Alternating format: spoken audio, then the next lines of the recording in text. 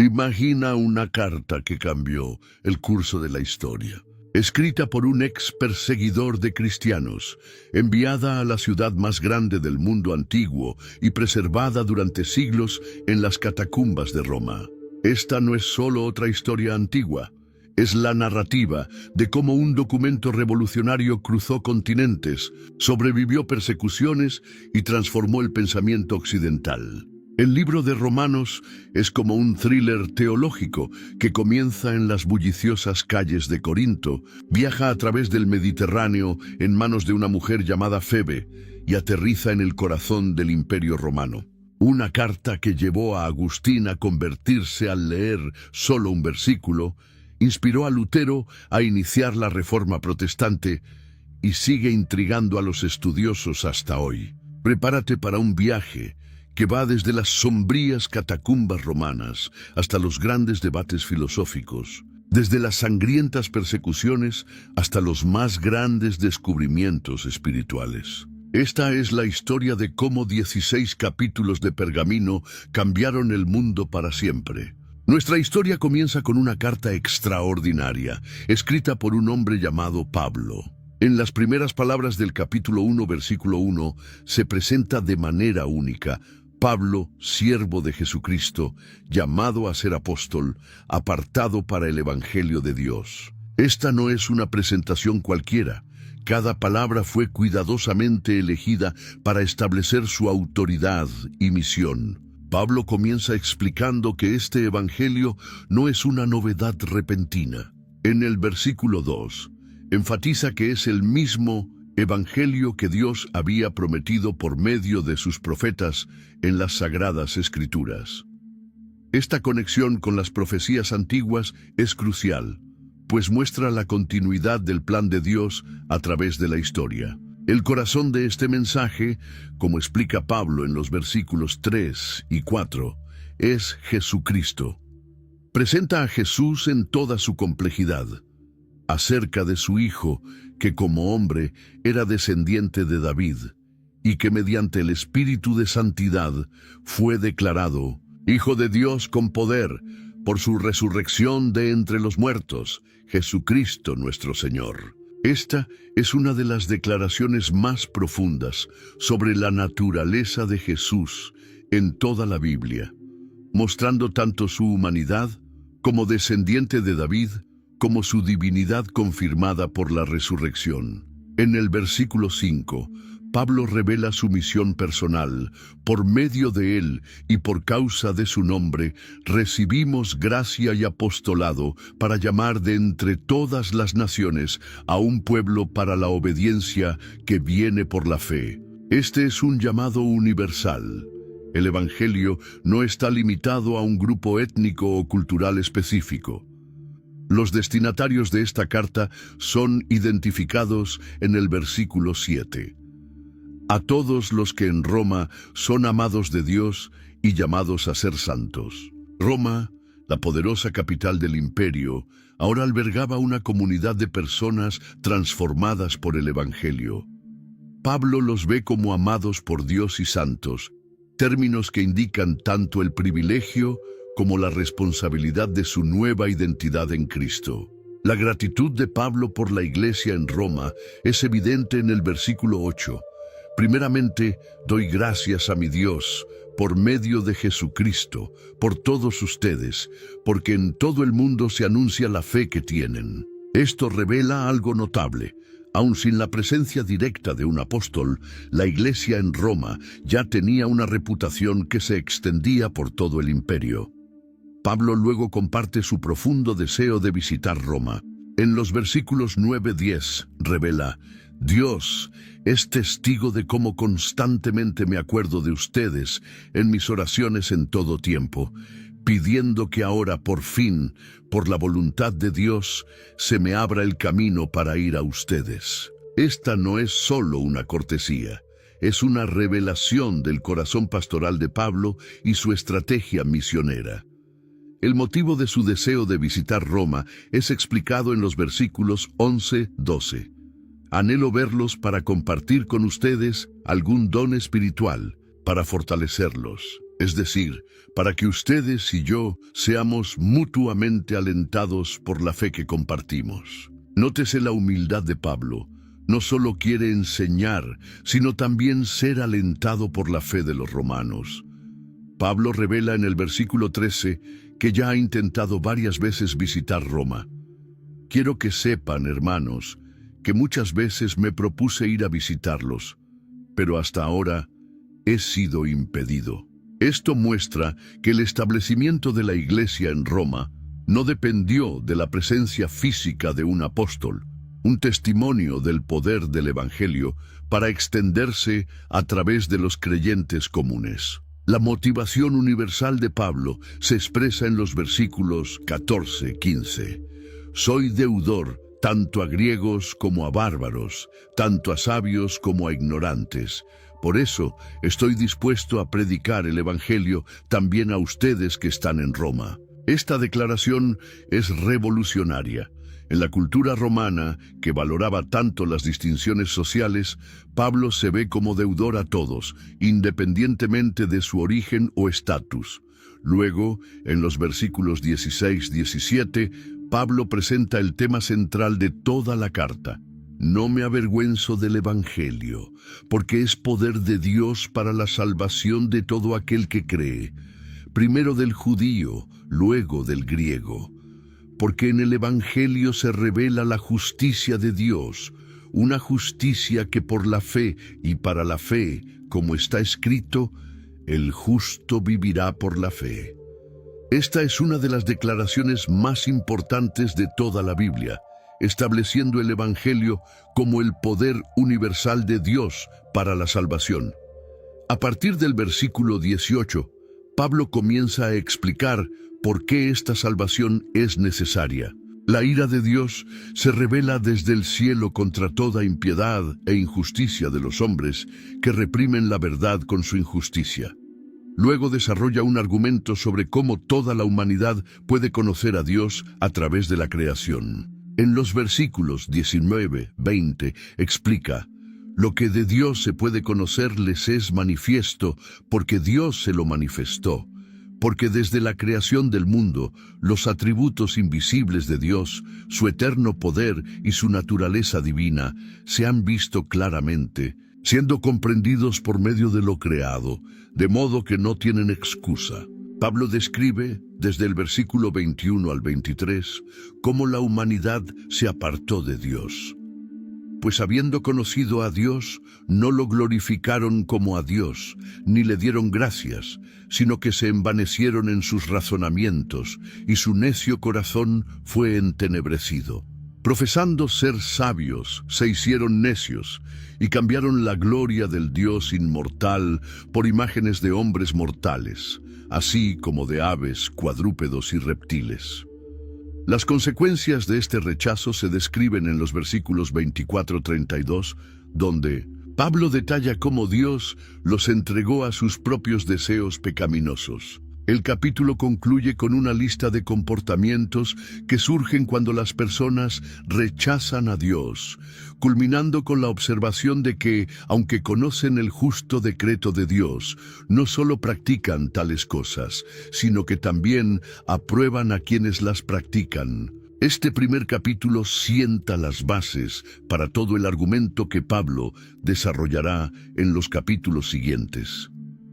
Presenta el Evangelio como el poder de Dios para la salvación.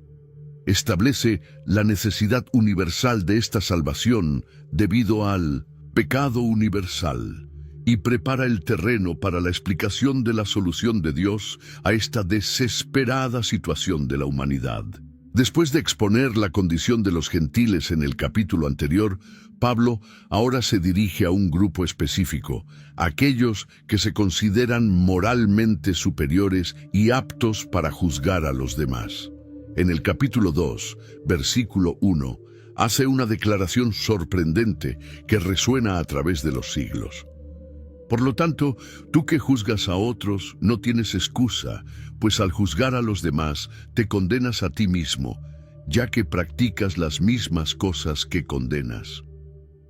Esta declaración ataca directamente el corazón del problema del juicio humano.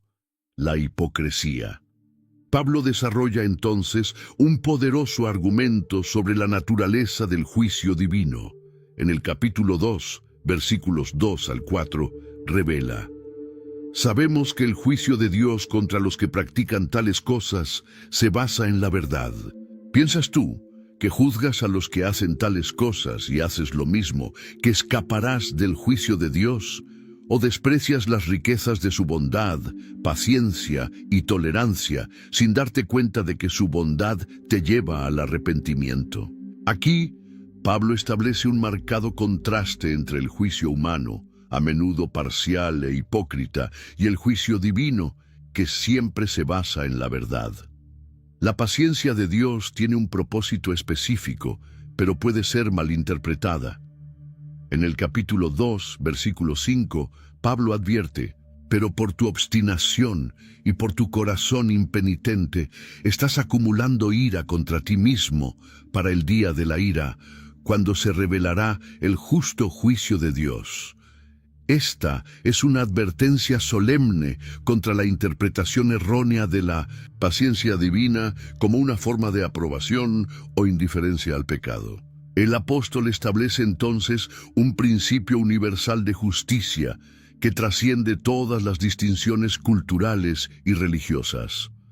En el capítulo 2, versículos 6 al 11, declara: Dios pagará a cada uno según lo que haya hecho.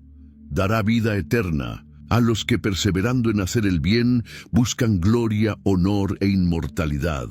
Pero habrá ira e indignación para los que son egoístas, rechazan la verdad y siguen la injusticia. Habrá tribulación y angustia para todo ser humano que hace lo malo, primero para el judío, luego para el griego, pero gloria, honor y paz para todo el que hace lo bueno, primero para el judío, luego para el griego, porque en Dios no hay favoritismos. Una de las secciones más profundas de este capítulo trata sobre la cuestión de los gentiles que no tienen la ley escrita. En el capítulo 2, versículos 14 y 15, Pablo presenta un concepto revolucionario.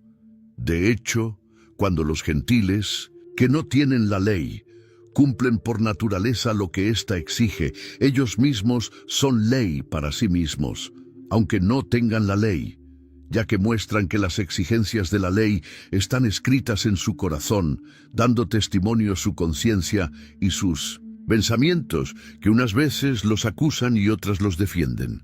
Este pasaje revela la existencia de una ley moral universal inscrita en el corazón humano, que sirve como base para el juicio de aquellos que nunca tuvieron acceso a la ley escrita. Pablo luego se dirige específicamente a los judíos, cuestionando incisivamente su orgullo religioso. En el capítulo 2, versículos 17 al 20, construye una imagen irónica. Tú que llevas el nombre de judío, que te apoyas en la ley y te glorías en Dios, que conoces su voluntad y apruebas lo que es superior porque has sido instruido por la ley, que estás convencido de ser guía de ciegos, luz de los que están en tinieblas, instructor de necios, maestro de niños, porque tienes en la ley la expresión del conocimiento y de la verdad. Esta lista de privilegios y pretensiones sirve como base para la devastadora crítica que sigue. La hipocresía queda expuesta de manera contundente en el capítulo 2, versículos 21 al 24. Entonces, tú que enseñas a otros, ¿no te enseñas a ti mismo? Tú que predicas contra el robo, robas. Tú que dices que no se debe cometer adulterio, adulteras. Tú que detestas los ídolos, robas de los templos. Tú que te glorías en la ley, deshonras a Dios al quebrantarla. Como está escrito, el nombre de Dios es blasfemado entre los gentiles por causa de ustedes. Esta serie de preguntas retóricas expone la contradicción fundamental entre la pretensión religiosa y la realidad moral. La cuestión de la circuncisión, uno de los pilares de la identidad judía, se aborda de manera revolucionaria en el capítulo 2, versículos 28 y 29. Porque no es judío el que lo es solo exteriormente, ni es la circuncisión la que se hace exteriormente en la carne. No, judío es el que lo es interiormente, y la circuncisión es la del corazón, realizada por el Espíritu, no por la letra. Para estos, la alabanza no proviene de los hombres, sino de Dios. Pablo está redefiniendo por completo lo que significa ser verdaderamente parte del pueblo de Dios. En el capítulo 3, Pablo anticipa y responde posibles objeciones a su argumentación. En los versículos 1 y 2, pregunta y responde: ¿qué ventaja tiene entonces ser judío? ¿O qué valor hay en la circuncisión? Mucho, en todos los aspectos, principalmente porque a los judíos se les confiaron las palabras de Dios. Esto demuestra que Pablo no está negando los privilegios históricos de Israel, sino reinterpretando su significado. La fidelidad de Dios permanece inquebrantable, incluso ante la infidelidad humana.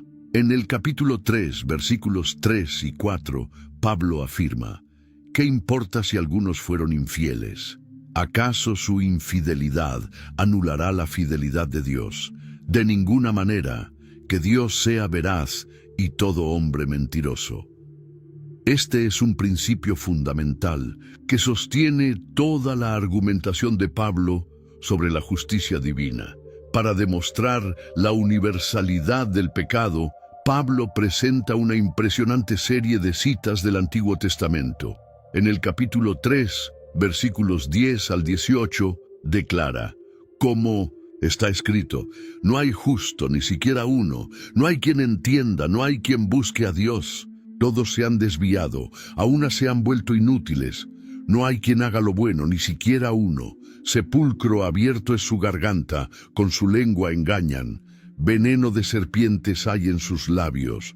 Su boca está llena de maldición y amargura. Sus pies se apresuran para derramar sangre. Ruina y miseria hay en sus caminos, y no conocieron el camino de la paz. No hay temor de Dios delante de sus ojos. Esta es una de las descripciones más completas de la corrupción humana en toda la Escritura.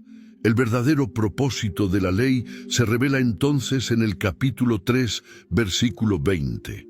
Por tanto, nadie será justificado delante de él por las obras de la ley, ya que por medio de la ley viene el conocimiento del pecado.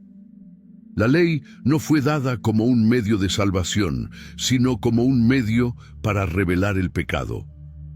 Finalmente, Pablo presenta la solución divina al dilema humano. En el capítulo 3, versículos 21 al 26, proclama: pero ahora sin la ley se ha manifestado la justicia de Dios, de la que dan testimonio la ley y los profetas, la justicia de Dios por medio de la fe en Jesucristo para todos los que creen. Porque no hay distinción, por cuanto todos pecaron y están destituidos de la gloria de Dios, siendo justificados gratuitamente por su gracia, mediante la redención que es en Cristo Jesús, a quien Dios puso como propiciación por medio de la fe en su sangre, para manifestar su justicia, habiendo pasado por alto en su paciencia los pecados pasados, con la mira de manifestar en este tiempo su justicia, a fin de que Él sea justo, y el que justifica al que tiene fe en Jesús. Esta es la presentación más clara del Evangelio hasta este punto de la carta. Pablo concluye esta sección enfatizando la armonía entre la ley y la fe. En el capítulo 3, versículos 27 al 31, pregunta y responde: ¿dónde pues está la jactancia? Queda excluida. ¿Por cuál ley? ¿Por la de las obras? No, sino por la ley de la fe. Porque concluimos que el hombre es justificado por fe, sin las obras de la ley. ¿Es Dios solamente Dios de los judíos? ¿No es también Dios de los gentiles? Sí, también de los gentiles, porque Dios es uno, y él justificará por la fe a los de la circuncisión y por medio de la fe a los de la incircuncisión. Luego, por la fe invalidamos la ley. De ninguna manera, más bien confirmamos la ley.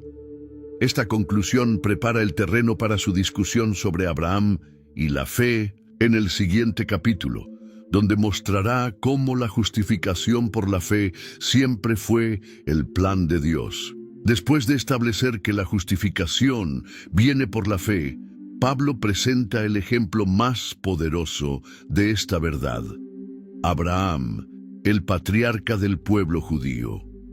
En el capítulo 4, versículo 1, comienza preguntando: ¿qué diremos entonces que halló Abraham, nuestro padre según la carne? Esta pregunta es estratégica, ya que Abraham era universalmente respetado tanto por judíos como por gentiles. En el capítulo 4, versículos 2 y 3, Pablo va directo al punto crucial. Si Abraham fue justificado por las obras, tiene de qué gloriarse, pero no delante de Dios. Pues, ¿qué dice la Escritura? Abraham creyó a Dios y le fue contado por justicia. Pablo cita Génesis 15:6, un texto fundamental que muestra a Abraham siendo declarado justo por la fe, mucho antes de cualquier obra o rito religioso. Pablo explica entonces el principio del crédito divino en el capítulo 4, versículos 4 y 5. Ahora bien, al que trabaja, el salario no se le cuenta como favor, sino como deuda. Pero al que no trabaja, sino cree en aquel que justifica al impío, su fe le es contada por justicia. Esta es una distinción crucial entre ganar y recibir. La justificación no es un salario por buenas obras, sino un don recibido por fe. La cronología de la justificación de Abraham es especialmente importante. En el capítulo 4, versículos 9 al 11, Pablo pregunta: ¿es pues esta bienaventuranza solamente para los de la circuncisión o también para los de la incircuncisión? Porque decimos que a Abraham le fue contada la fe por justicia. ¿Cómo pues le fue contada? ¿Estando en la circuncisión o en la incircuncisión? No en la circuncisión, sino en la incircuncisión. Y recibió la señal de la circuncisión como sello de la justicia de la fe que tuvo estando aún incircunciso. Este hecho histórico tiene enormes implicaciones. En el capítulo 4, versículos 11 y 12, Pablo explica: por lo tanto, Él es Padre de todos los creyentes no circuncidados, a fin de que también a ellos la fe les sea contada por justicia, y Padre de la circuncisión, para aquellos que no solo son de la circuncisión, sino que también siguen las pisadas de la fe que tuvo nuestro padre Abraham antes de ser circuncidado. La promesa hecha a Abraham no estaba condicionada a la ley. En el capítulo 4, versículos 13 y 14, Pablo aclara: porque no por la ley fue dada a Abraham o a su descendencia la promesa de que sería heredero del mundo, sino por la justicia de la fe. Porque si los que son de la ley son los herederos, vana resulta la fe y anulada queda la promesa. La naturaleza de la fe de Abraham se describe de manera poderosa en el capítulo 4, versículos 18 al 21. Abraham, esperando contra toda esperanza, creyó para llegar a ser padre de muchas naciones, conforme a lo que se le había dicho: así será tu descendencia. Y sin debilitarse en la fe, consideró su cuerpo que ya estaba como muerto, pues tenía casi 100 años, y la esterilidad de la matriz de Sara. Tampoco dudó por incredulidad de la promesa de Dios, sino que se fortaleció en fe, dando gloria a Dios, plenamente convencido de que era también poderoso para hacer todo lo que había prometido. Pasando al capítulo 5, Pablo comienza a describir los beneficios de la justificación por la fe. En el versículo 1 declara: justificados pues por la fe, tenemos paz para con Dios por medio de nuestro Señor Jesucristo. Esta paz no es solo un sentimiento subjetivo, sino una realidad objetiva de reconciliación con Dios. En el capítulo 5, versículos 2 al 5, Pablo describe una cadena de bendiciones, por quien también tenemos entrada por la fe a esta gracia, en la cual estamos firmes, y nos gloriamos en la esperanza de la gloria de Dios.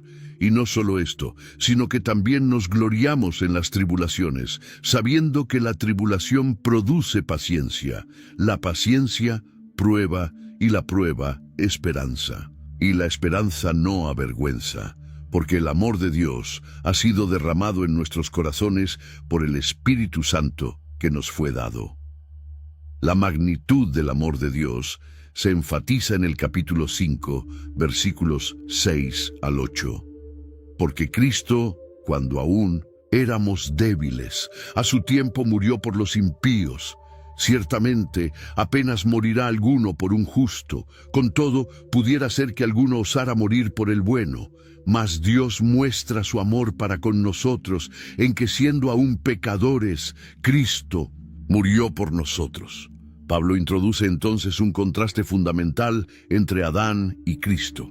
En el capítulo 5, versículo 12, explica: Por tanto, como el pecado entró en el mundo por un hombre, y por el pecado la muerte, así la muerte pasó a todos los hombres, por cuanto todos pecaron. Este es el inicio de una profunda comparación entre los dos representantes de la humanidad.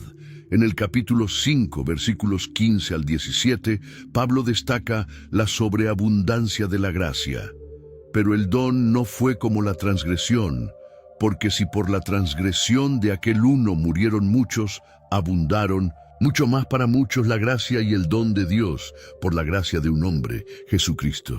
Y con el don no sucede como en el caso de aquel uno que pecó, porque ciertamente el juicio vino a causa de un solo pecado para condenación, pero el don vino a causa de muchas transgresiones para justificación. Pues si por la transgresión de uno solo reinó la muerte, mucho más reinarán en vida por uno solo, Jesucristo, los que reciben la abundancia de la gracia y del don de la justicia. El capítulo 5 concluye con una poderosa declaración en el versículo 21. Para que así, como el pecado reinó para muerte, así también la gracia reine por la justicia para vida eterna, mediante Jesucristo, Señor nuestro. Esta conclusión establece el contraste final entre el reinado del pecado a través de Adán y el reinado de la gracia a través de Cristo. La nueva humanidad en Cristo se caracteriza por una completa reversión de los efectos de la caída. Mientras que en Adán todos mueren, en Cristo todos los que creen son vivificados. En el capítulo 5, versículos 18 y 19, Pablo resume: Así que como por la transgresión de uno vino la condenación a todos los hombres, de la misma manera por la justicia de uno vino a todos los hombres la justificación de vida. Porque así, como por la desobediencia de un hombre los muchos fueron constituidos pecadores, así también por la obediencia de uno los muchos serán constituidos justos. Este tema de la nueva humanidad en Cristo prepara el terreno para el próximo capítulo, donde Pablo explorará qué significa vivir como parte de esta nueva creación, libres del poder del pecado y de la muerte. Después de explicar cómo somos justificados por la fe, Pablo aborda ahora una cuestión crucial: ¿cómo debemos vivir esta nueva vida? En el capítulo 6, versículo 1, comienza con una pregunta provocativa. ¿Qué pues diremos? ¿Perseveraremos en el pecado para que la gracia abunde?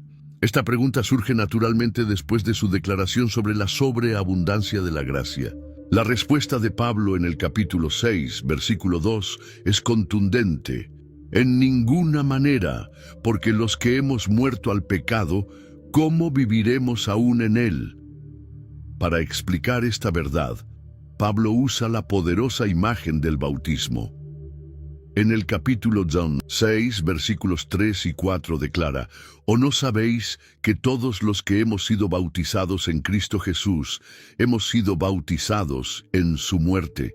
Porque somos sepultados juntamente con Él para muerte por el bautismo, a fin de que como Cristo resucitó de los muertos por la gloria del Padre, así también nosotros andemos en vida nueva. Esta identificación con Cristo es completa y transformadora. En el capítulo 6, versículos 5 al 7, Pablo explica: porque si fuimos plantados juntamente con Él en la semejanza de su muerte, así también lo seremos en la de su resurrección. Sabiendo esto, que nuestro viejo hombre fue crucificado juntamente con Él, para que el cuerpo del pecado sea destruido, a fin de que no sirvamos más al pecado. Porque el que ha muerto ha sido justificado del pecado. El nuevo señorío de Cristo sobre nuestra vida se enfatiza en el capítulo 6, versículos 11 al 14. Así también vosotros consideraos muertos al pecado, pero vivos para Dios en Cristo Jesús, Señor nuestro. No reine, pues, el pecado en vuestro cuerpo mortal, de modo que lo obedezcáis en sus concupiscencias, ni tampoco presentéis vuestros miembros al pecado como instrumentos de iniquidad, sino presentaos vosotros mismos a Dios como vivos de entre los muertos, y vuestros miembros a Dios como instrumentos de justicia, porque el pecado no se enseñoreará de vosotros, pues no estáis bajo la ley, sino bajo la gracia. En el capítulo 7, Pablo aborda la cuestión de la liberación de la ley. Usa una analogía del matrimonio en los versículos 2 y 3. Porque la mujer casada está sujeta por la ley al marido mientras éste vive, pero si el marido muere, ella queda libre de la ley del marido. Así que, si en vida del marido se uniere a otro varón, será llamada adúltera. Pero si su marido muriere, es libre de esa ley, de tal manera que si se uniere a otro marido, no será adúltera. La aplicación de esta analogía aparece en el capítulo 7, versículos 4 y 5. Así también vosotros, hermanos míos, habéis muerto a la ley mediante el cuerpo de Cristo, para que seáis de otro, del que resucitó de los muertos, a fin de que llevemos fruto para Dios. Porque mientras estábamos en la carne, las pasiones pecaminosas, que eran por la ley, obraban en nuestros miembros, llevando fruto para muerte. Pablo describe entonces el conflicto interior que todo creyente experimenta. En el capítulo 7, versículos 15 al 20, comparte su propia lucha. No entiendo lo que hago, pues no hago lo que quiero, sino lo que aborrezco. Y si hago lo que no quiero, reconozco que la ley es buena. Así que ya no soy yo quien lo hace, sino el pecado que habita en mí. Yo sé que en mí, esto es, en mi carne, no habita nada bueno, porque el querer el bien está en mí, pero no el hacerlo. Pues no hago el bien que quiero, sino el mal que no quiero, eso hago. Y si hago lo que no quiero, ya no lo hago yo, sino el pecado que habita en mí. La frustración de esta batalla culmina en el grito del capítulo 7, versículo 24. Miserable de mí, ¿quién me librará de este cuerpo de muerte? La respuesta viene inmediatamente en el versículo 25. Gracias doy a Dios por Jesucristo nuestro Señor. El capítulo 8 marca un cambio dramático de tono, comenzando con la declaración triunfante en el versículo 1. Ahora pues, ninguna condenación hay para los que están en Cristo Jesús. Pablo explica entonces el principio del Espíritu en el versículo 2, porque la ley del Espíritu de vida en Cristo Jesús me ha librado de la ley del pecado y de la muerte. La vida en el Espíritu se caracteriza por la mortificación de la carne. En el capítulo 8, versículos 13 y 14, Pablo advierte: porque si vivís conforme a la carne, moriréis, pero si por el Espíritu hacéis morir las obras de la carne, viviréis. Porque todos los que son guiados por el Espíritu de Dios, estos son hijos de Dios. El testimonio interior del Espíritu se describe en el capítulo 8, versículos 15 y 16. Pues no habéis recibido un espíritu de esclavitud para estar otra vez en temor, sino que habéis recibido el espíritu de adopción, por el cual clamamos, Abba, Padre. El Espíritu mismo da testimonio a nuestro espíritu de que somos hijos de Dios.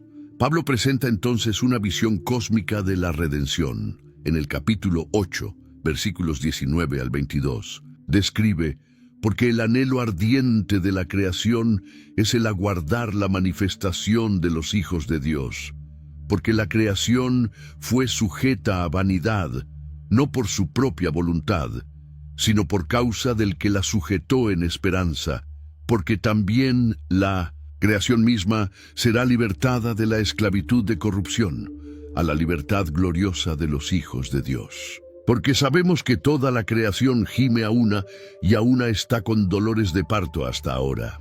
El propósito eterno de Dios se revela en el capítulo 8, versículos 28 al 30, y sabemos que a los que aman a Dios, todas las cosas les ayudan a bien, esto es, a los que conforme a su propósito son llamados. Porque a los que antes conoció, también los predestinó para que fuesen hechos conformes a la imagen de su Hijo, para que Él sea el primogénito entre muchos hermanos. Y a los que predestinó, a estos también llamó, y a los que llamó, a estos también justificó, y a los que justificó, a estos también glorificó. El capítulo culmina con uno de los pasajes más poderosos de la Escritura sobre la seguridad eterna del creyente. En el capítulo 8, versículos 35 al 39, Pablo pregunta y responde, ¿quién nos separará del amor de Cristo? ¿Tribulación, o angustia, o persecución, o hambre, o desnudez, o peligro, o espada? Como está escrito, por causa de ti somos muertos todo el tiempo, somos contados como ovejas de matadero. Antes, en todas estas cosas, somos más que vencedores por medio de aquel que nos amó, por lo cual estoy seguro de que ni la muerte, ni la vida, ni ángeles, ni principados, ni potestades, ni lo presente, ni lo porvenir, ni lo alto, ni lo profundo, ni ninguna otra cosa creada nos podrá separar del amor de Dios, que es en Cristo Jesús, Señor nuestro. Tras la exuberante celebración de la seguridad del creyente en Cristo, Pablo aborda una cuestión que lo atormenta profundamente: la situación de Israel, su propio pueblo. En el capítulo 9, versículos 1 al 3, revela su profunda angustia. Digo la verdad en Cristo, no miento. Mi conciencia me da testimonio en el Espíritu Santo, que tengo gran tristeza y continuo dolor en mi corazón. Porque deseara yo mismo ser anatema, separado de Cristo, por amor a mis hermanos, los que son mis parientes, según la carne. Pablo enumera entonces los privilegios extraordinarios de Israel. En el capítulo 9, versículos 4 y 5 dice, son israelitas, de quienes son la adopción, la gloria, el pacto, la promulgación de la ley, el culto y las promesas, de quienes son los patriarcas y de los cuales, según la carne, vino Cristo, el cual es Dios sobre todas las cosas, bendito por los siglos. Amén. El rechazo de Israel a su Mesías lleva a Pablo a una profunda reflexión teológica. En el capítulo 9, versículos 6 y 7 explica, no que la palabra de Dios haya fallado, porque no todos los que descienden de Israel son israelitas, ni por ser descendientes de Abraham son todos hijos, sino en Isaac te será llamada descendencia. Pablo utiliza ejemplos históricos para demostrar la soberanía de Dios en la elección. En el capítulo 9, versículos 10 al 13, menciona a Jacob y Esaú. Y no solo esto, sino también cuando Rebeca concibió de uno, de Isaac nuestro padre. Pues no habían aún nacido, ni habían hecho aún ni bien ni mal, para que el propósito de Dios conforme a la elección permaneciese, no por las obras, sino por el que llama, se le dijo: el mayor servirá al menor. Como está escrito: Jacob amé, mas a Esaú aborrecí. La cuestión de la justicia divina se aborda en el capítulo 9, versículos 14 y 15. ¿Qué diremos, pues? ¿Que hay injusticia en Dios? En ninguna manera, pues a Moisés dice: tendré misericordia del que yo tenga misericordia, y me compadeceré del que yo me compadezca. Pablo usa la metáfora del alfarero en el capítulo 9, versículos 20 al 23. Mas antes, oh hombre, ¿quién eres tú para que alterques con Dios? Dirá el vaso de barro al que lo formó: ¿por qué me has hecho así? ¿O no tiene potestad el alfarero sobre el barro para hacer de la misma masa un vaso para honra y otro para deshonra? ¿Y qué, si Dios, queriendo mostrar su ira y hacer notorio su poder, soportó con mucha paciencia los vasos de ira preparados para destrucción, y para hacer notorias las riquezas de su gloria, las mostró para con los vasos de misericordia que él preparó de antemano para gloria? El tropiezo de Israel se explica en el capítulo 9, versículos 31 y 32. Pero Israel, que iba tras una ley de justicia, no la alcanzó. ¿Por qué? Porque no la buscó por fe, sino como si fuera por obras.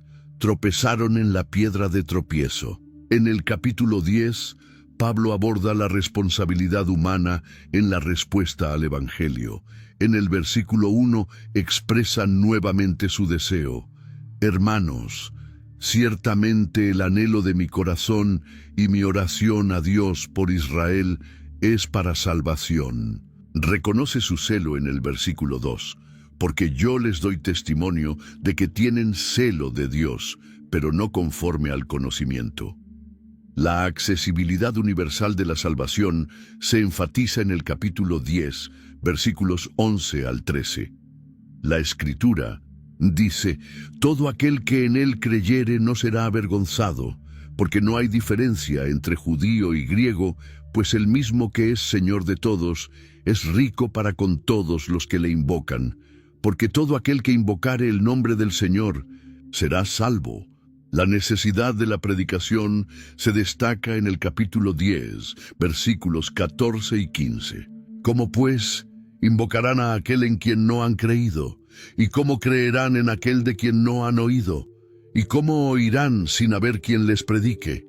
¿Y cómo predicarán si no fueren enviados? Como está escrito: cuán hermosos son los pies de los que anuncian la paz, de los que anuncian buenas nuevas. En el capítulo 11, Pablo aborda la cuestión del remanente fiel. En los versículos 2 al 5, usa el ejemplo de Elías. ¿No saben qué dice la Escritura de Elías? Cómo invocaba a Dios contra Israel, diciendo: Señor, han matado a tus profetas y derribado tus altares, y solo yo he quedado, y me buscan para quitarme la vida. Pero ¿qué le dice la divina respuesta? Me he reservado 7,000 hombres que no han doblado la rodilla delante de Baal. Así también aún en este tiempo ha quedado un remanente escogido por gracia. El endurecimiento parcial de Israel tiene un propósito. En el capítulo 11, versículos 11 y 12, Pablo explica: digo, pues, ¿han tropezado para que cayesen? En ninguna manera. Pero por su transgresión vino la salvación a los gentiles, para provocarles a celos. Y si su transgresión es la riqueza del mundo, y su defección la riqueza de los gentiles, cuanto más su plena restauración. Pablo entonces revela un misterio sobre el futuro de Israel. En el capítulo 11, versículos 25 y 26, declara: porque no quiero, hermanos, que ignoréis este misterio, para que no seáis arrogantes en cuanto a vosotros mismos, que ha acontecido a Israel endurecimiento en parte, hasta que haya entrado la plenitud de los gentiles. Y luego todo Israel será salvo, como está escrito: vendrá de Sión el libertador, que apartará de Jacob la impiedad. La fidelidad de las promesas divinas se reafirma en el capítulo 11, versículos 28 y 29. Así que, en cuanto al Evangelio, son enemigos por causa de vosotros, pero en cuanto a la elección, son amados por causa de los padres, porque irrevocables son los dones y el llamamiento de Dios. Pablo concluye esta sección con un himno de alabanza a la sabiduría de Dios. En el capítulo 11, versículos 33 al 36, exclama: «Oh profundidad de las riquezas, de la sabiduría y de la ciencia de Dios! Cuán insondables son sus juicios e inescrutables sus caminos. Porque ¿quién entendió la mente del Señor? ¿O quién fue su consejero? ¿O quién le dio a él primero para que le fuese recompensado? Porque de él, y por él, y para él, son todas las cosas. A él sea la gloria por los siglos. Amén». Después de presentar las profundas verdades teológicas en los capítulos anteriores, Pablo ahora se enfoca en las aplicaciones prácticas de esas verdades. En el capítulo 12, versículos 1 y 2, hace un llamado fundamental. «Así que, hermanos, os ruego por las misericordias de Dios, que presentéis vuestros cuerpos en sacrificio vivo, santo, agradable a Dios, que es vuestro culto racional. No os conforméis a este siglo, sino transformaos por medio de la renovación de vuestro entendimiento, para que comprobéis cuál sea la buena voluntad de Dios, agradable y perfecta». Esta transformación debe manifestarse primeramente en la manera en que nos vemos a nosotros mismos. En el capítulo 12, versículos 3 al 5, Pablo advierte: «Digo pues, por la gracia que me es dada a cada cual que está entre vosotros, que no tenga más alto concepto de sí que el que debe tener, sino que piense de sí con cordura, conforme a la medida de fe que Dios repartió a cada uno. Porque de la manera que en un cuerpo tenemos muchos miembros, pero no todos los miembros tienen la misma función, así nosotros, siendo muchos, somos un cuerpo en Cristo, y todos miembros los unos de los otros». Los dones espirituales se presentan en el contexto del servicio mutuo. En el capítulo 12, versículos 6 al 8, Pablo explica: «De manera que teniendo diferentes dones, según la gracia que nos es dada, si el de profecía, úsese conforme a la medida de la fe, o si de servicio, en servir, o el que enseña en la enseñanza, el que exhorta en la exhortación, el que reparte con liberalidad, el que preside con solicitud, el que hace misericordia con alegría». El amor sincero debe caracterizar todas las relaciones en la comunidad cristiana. En el capítulo 12, versículos 9 al 13, Pablo orienta: «El amor sea sin fingimiento. Aborreced lo malo, seguid lo bueno. Amaos los unos a los otros con amor fraternal. En cuanto a honra, prefiriéndoos los unos a los otros. En lo que requiere diligencia, no perezosos, fervientes en espíritu, sirviendo al Señor, gozosos en la esperanza, sufridos en la tribulación, constantes en la oración, compartiendo para las necesidades de los santos, practicando la hospitalidad». La relación con aquellos que nos persiguen también se aborda.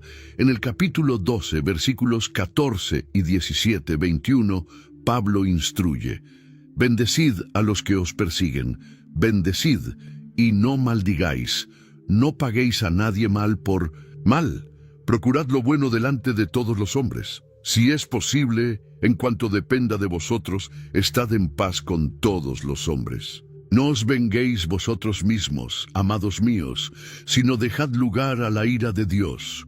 Antes bien, si tu enemigo tuviere hambre, dale de comer, si tuviere sed, dale de beber. No seas vencido de lo malo, sino vence con el bien el mal». La relación con las autoridades se trata en el capítulo 13, en los versículos 1 y 2. Pablo establece un principio fundamental: todos deben someterse a las autoridades gubernamentales, pues no hay autoridad que no provenga de Dios. Las autoridades que existen han sido establecidas por Él.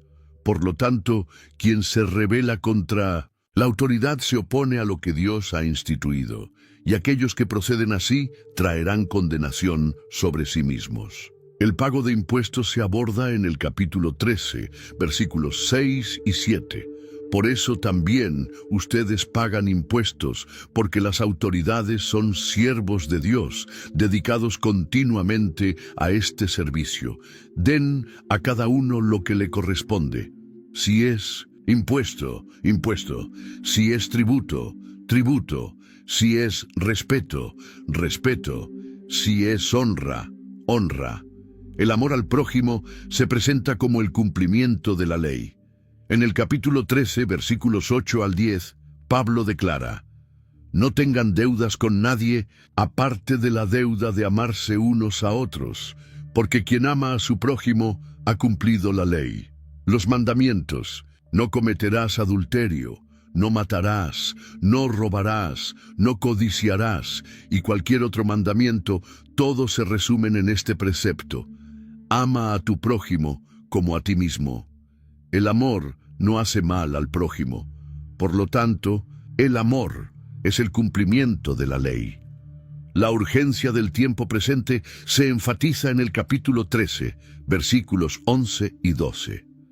Hagan esto comprendiendo el tiempo en que vivimos. Ya ha llegado la hora de despertarnos del sueño, porque ahora nuestra salvación está más cerca que cuando creímos. La noche está muy avanzada y se acerca el día. Por eso, dejemos a un lado las obras de las tinieblas y vistámonos con la armadura de la luz.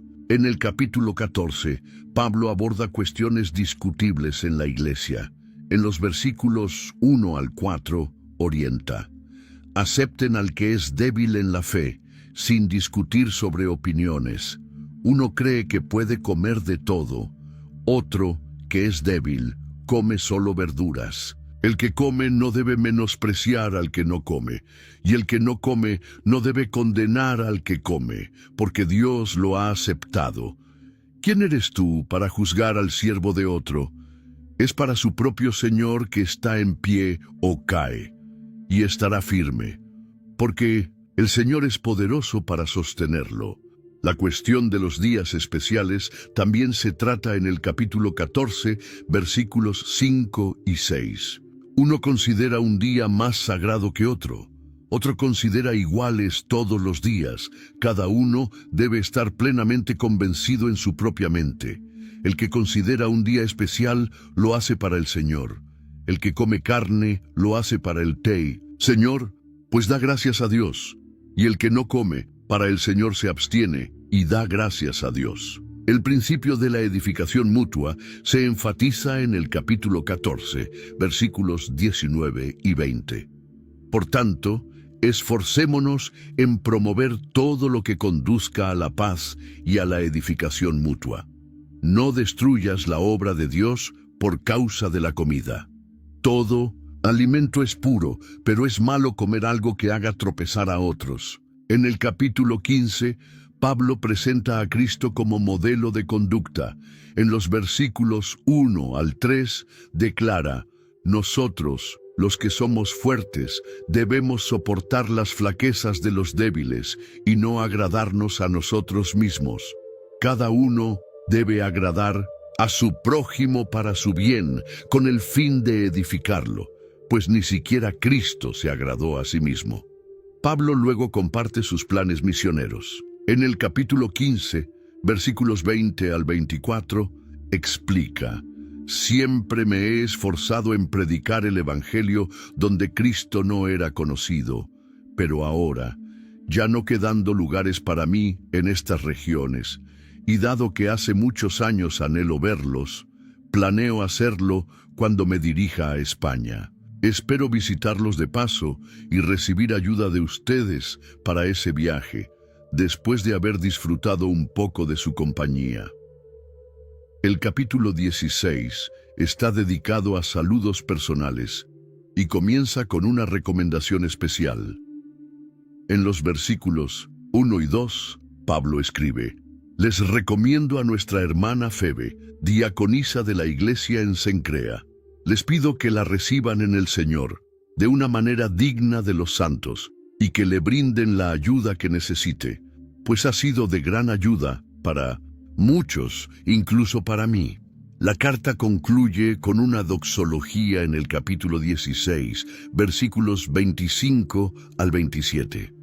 Aquel que puede afirmarlos conforme a mi evangelio y a la proclamación de Jesucristo, según la revelación del misterio oculto desde tiempos eternos, pero manifestado ahora y dado a conocer mediante las escrituras proféticas por orden del Dios eterno, para que todas las naciones obedezcan a la fe al único Dios sabio, sea gloria para siempre por medio de Jesucristo. Amén. Y así llegamos al final de este increíble recorrido a través del libro de Romanos, una carta que comenzó en las calles de Corinto y atravesó no solo el Mediterráneo, sino también los siglos, transformando vidas hasta el día de hoy. Vimos cómo Pablo desarrolló el tratado más profundo sobre la fe cristiana jamás escrito, explicando desde nuestra necesidad de salvación hasta la transformación práctica que esa salvación produce en nuestras vidas. Un mensaje que sigue siendo tan relevante hoy como lo fue hace 2000 años. Si esta exposición del libro de Romanos te ha impactado, no te lo guardes solo para ti. Comparte este video con alguien que creas que también será bendecido por este mensaje. Cada capítulo de esta carta tiene el poder de transformar vidas, y tal vez esa persona que conoces necesite escuchar exactamente lo que hemos compartido hoy. Si aún no te has suscrito al canal, este es el momento. Tenemos mucho más contenido bíblico profundo en camino, siempre buscando traer la palabra de Dios de manera clara y fiel. Activa la campanita para no perderte ningún video. Así como Pablo terminó su carta dando gloria a Dios, terminamos este video con el mismo propósito, que todo el conocimiento que compartimos aquí sirva para acercar a más personas al Evangelio transformador de Jesucristo. Nos vemos en el próximo video.